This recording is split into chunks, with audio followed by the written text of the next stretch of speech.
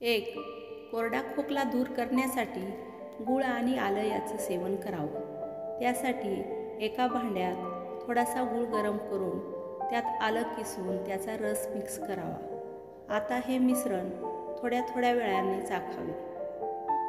2. तुळशीच्या पानामध्ये अनेक औषधी गुणधर्म असतात, जे सर्दी आणि फ्लूची लक्षणेही कमी करण्यास उपयुक्त ठरतात। रात्री झोपण्यापूर्वी तुळशीची काही पाने मधासोबत खावीत, यामुळे तुमचा खोकला खूप कमी होईल। 3.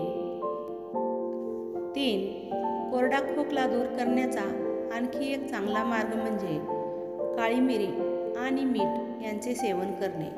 त्यासाठी एका भांड्यात कुटलेली किंवा पावडर केलेली काळी मिरी घ्या आणि त्यात थोडेसे मीठ घाला। नंतर त्यामध्ये थोडा मधही घाला। 4. गरम पाण्यात मध मिसळून प्यायल्याने रात्री येणारा खोकला दूर होतो। 5. आले मध खोकल्यापासून आराम मिळण्यासाठी ताजे आले घेऊन ते चांगले ठेचून घ्यावे। नंतर 1 चमचा मधामध्ये आल्याचा रस मिसळा। हे मिश्रण रोज सकाळी आणि संध्याकाळी प्या। 6.